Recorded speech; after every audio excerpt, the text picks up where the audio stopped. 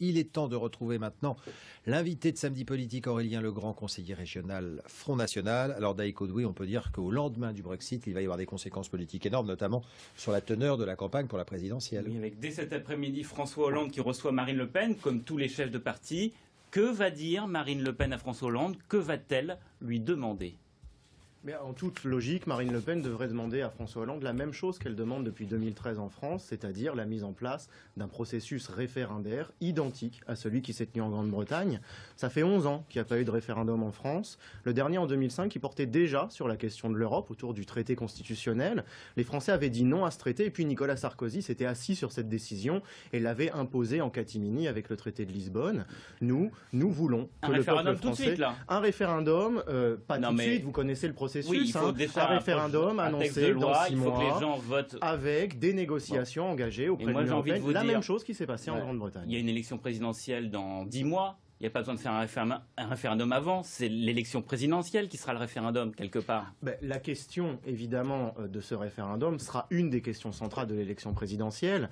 De toute façon, il y a peu d'illusions à se faire. François Hollande, comme la gauche, comme la droite, on a vu déjà la réaction d'Alain Juppé, qui a été corroborée par Nathalie Kosciusko-Morizet tout à l'heure. Ces gens sont contre le fait de donner la parole au peuple. Alain Juppé qui a dit, surtout, n'organisons pas de consultation populaire, ce serait amener sur un plateau la victoire à Marine Le Pen. C'est-à-dire que ces gens savent que le peuple français rejette l'Union européenne, tout comme le peuple britannique vient de l'expliquer, et surtout, ils veulent s'abstenir de mettre en avant la démocratie.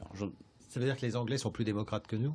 Les Anglais ont donné une leçon de démocratie formidable, effectivement, à la France, par le fait d'avoir eu le courage de tenir ce référendum, par le pluralisme des opinions aussi, qui a pu s'exprimer en Grande-Bretagne. On a vu notamment des médias qui ont été très pluralistes. Certains journaux, certains médias étaient pour, certains étaient contre. En France, on n'a entendu qu'une seule voix, la voix de l'Union européenne.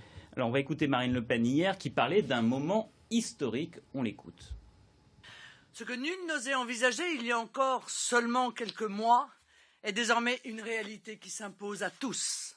Oui, il est possible de sortir de l'Union européenne. L'Union européenne, pas plus que l'euro qui en est pour nous l'une des composantes, ne sont irréversibles. Le problème, c'est que ce n'est pas la même chose que le Royaume-Uni.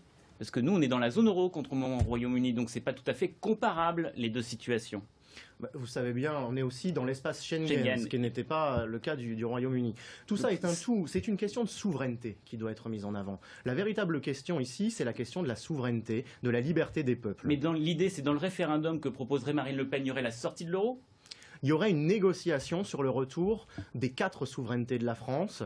C'est quelque chose dont on n'a jamais fait mystère, c'est quelque chose qu'on répète régulièrement. Retrouver nos frontières, retrouver notre souveraineté monétaire, retrouver notre souveraineté économique et financière, retrouver notre liberté, la liberté des peuples d'Europe qu'on voit de plus en plus monter et qui vient être sanctionnée ici en Grande-Bretagne. Parce qu'il y a quand même débat au sein du Front National sur la sortie de l'euro, non pas en tant que tel, mais sur l'importance à lui donner. Vous faites partie de ceux qui disent qu'il ne faut peut-être pas trop en parler ou pas en faire un axe de campagne prioritaire parce que ça peut faire peur.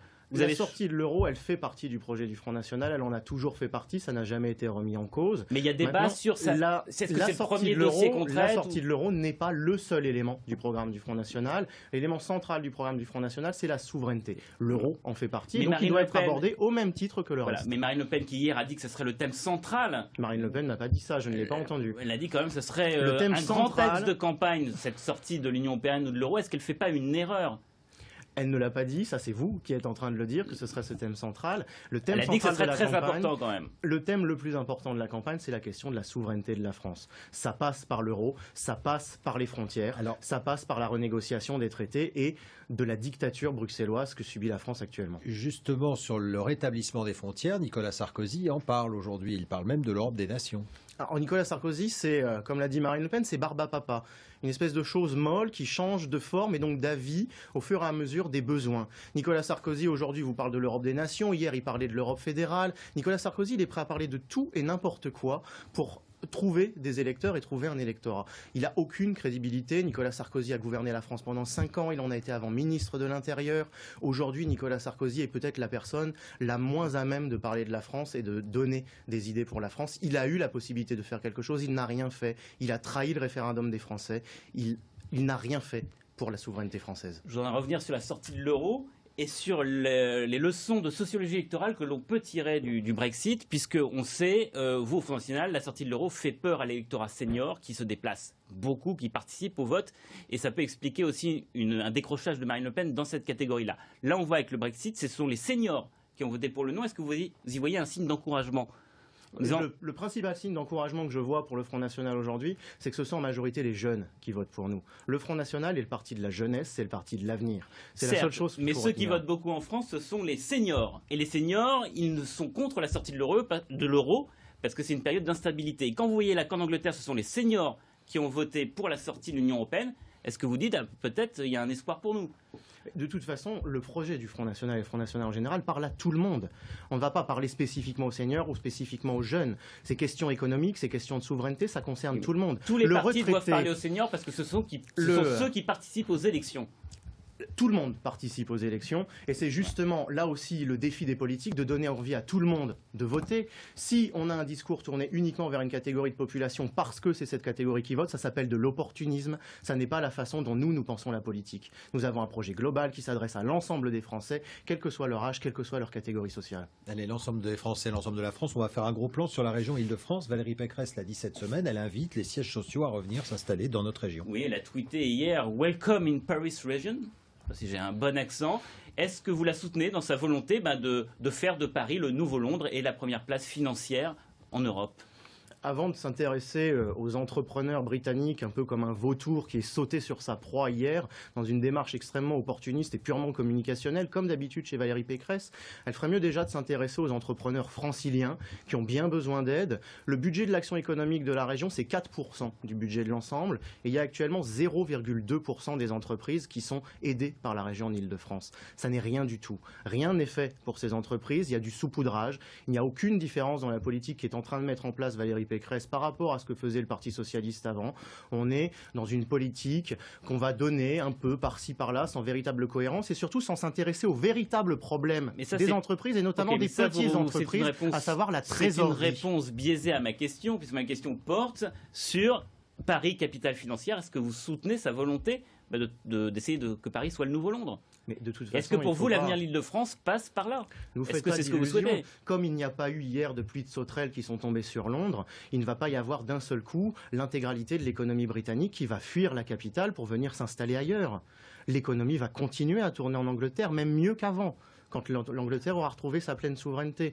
Donc la question ne se pose pas en Île-de-France, tout simplement. Commençons par s'intéresser aux entrepreneurs franciliens avant d'aller essayer d'aller chercher des gens qui, de toute façon, resteront dans leur pays et leur économie. Allez, on va passer de problèmes très concrets, notamment l'augmentation du pass Navigo. Oui, on reste en Île-de-France, on écoute Valérie Pécresse qui parle d'une augmentation de ce pass Navigo éventuel. On l'écoute. Moi, je n'ai pas du tout envie d'augmenter le pass Navigo, mais si l'État ne tient pas ses engagements, si Manuel Valls ne tient pas ses promesses, nous serons obligés de mettre en place une taxe Valls de 10 à 15 euros pour financer le pass Navigo. Le pass Navigo pourrait passer à 85 euros. Est-ce que vous soutenez cette hausse ou vous faites comme les partis de gauche qui disent qu'il ne faut pas toucher au prix du pass Navigo ? Non, on est bien entendu complètement opposé à ce nouveau coup de rabot au pouvoir d'achat des Franciliens. Il est surtout à noter qu'à peine 6 mois après son élection, Valérie Pécresse est déjà en train de trahir une de ses principales promesses de campagne. Je rappelle qu'en septembre 2015, dans le journal du dimanche, Valérie Pécresse disait qu'elle ne toucherait pas au pass Navigo unique à 70 euros parce que, je cite, elle ne voulait pas jouer au yo-yo avec le pouvoir d'achat des Franciliens. Néanmoins, elle disait à l'époque que ce pass Navigo n'était pas financé, ce qui est toujours le cas. Elle le prévenait quand même. Elle disait qu'elle espérait le financer via des économies sur le train de vie de la région ou sur l'augmentation des recettes liées à la fraude. Donc et elle ne l'a pas fait. Le pass Navigo, on sait depuis le début qu'il n'est pas financé. Depuis que les socialistes l'ont installé, on sait qu'il y a un problème de financement. On le savait avant la campagne, on le savait pendant la campagne. Il est toujours là maintenant. Gouverner, c'est prévoir. Aujourd'hui, je m'inquiète quant aux capacités de gouvernement de Valérie Pécresse pour la région Île-de-France, puisque rien n'a été prévu. Alors elle devait le financer notamment en luttant contre la fraude. Qu'est-ce qui a été fait contre la fraude aujourd'hui ? Rien. Rien n'a été fait en Île-de-France contre la fraude. Rien n'a été avancé. Et quand nous avons proposé un certain nombre de solutions... Comment vous le financez, vous, le pass pass Navigo ? Ça a été refusé. Eh bien, Puisque vous souhaitez qu'il n'augmente pas, comment vous le financez? On le finance notamment en mettant en place une véritable politique de lutte contre la fraude qui pourrait rapporter des centaines, j'ai bien dit des centaines de millions d'euros en Ile-de-France.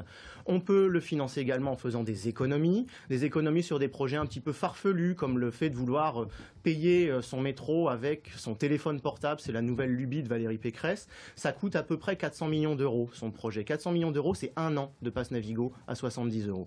C'est déjà une possibilité. On le fait également en choisissant les priorités qu'on doit déterminer. Vous voulez revenir sur le Grand Paris, pour être très clair, pour le métro du Grand Nous, Paris? on l'a toujours dit, de toute façon. Nous avons toujours dit qu'aujourd'hui, la plupart des projets du Grand Paris ne sont pas réalistes en l'état actuel des finances. De toute façon, comment faire marcher encore plus de lignes de métro quand on voit l'état des lignes actuelles? Ils ne sont déjà pas capables de faire fonctionner correctement les lignes de transport en commun actuelles. Pourquoi encore aller en construire d'autres? Commençons par rénover l'existant. Commençons par maintenir le pouvoir d'achat des Franciliens avec ce pass Navigo à 70 €, qui est une bonne idée, qui est une mesure de L'augmentation justice. permet aussi de faire la rénovation de l'existant. On est encore une fois, cette augmentation, c'est une éventualité. C'est un coup de pression sur Manuel Valls pour qu'il apporte le financement. Un miroir aux alouettes. L'augmentation, alors toujours plus d'impôts, toujours plus de taxes, toujours moins de projets de pouvoir d'achat pour les Franciliens, pour un hypothétique projet d'amélioration. Ça fait des années qu'on nous sert la même soupe et les transports en commun, eux, sont de pire en pire. Et la dégradation des conditions de voyage dans les transports en commun est de plus en plus évidente pour les Franciliens. Pourtant, ça fait des années qu'on nous dit qu'on va améliorer. Il nous reste un petit peu moins de 2 minutes pour parler des voies sur berge. Oui, puisqu'hier, la métropole du Grand Paris, où il y a une majorité de droite et où vous n'avez pas d'élu, a voté un vote symbolique en disant qu'Anne Hidalgo avait manqué de concertation pour la fermeture de ces voies sur berge qui entreront en vigueur à la fin du mois d'août. Vous souhaitez un référendum, par exemple, sur cette question, comme il peut y avoir demain à Notre-Dame-des-Landes?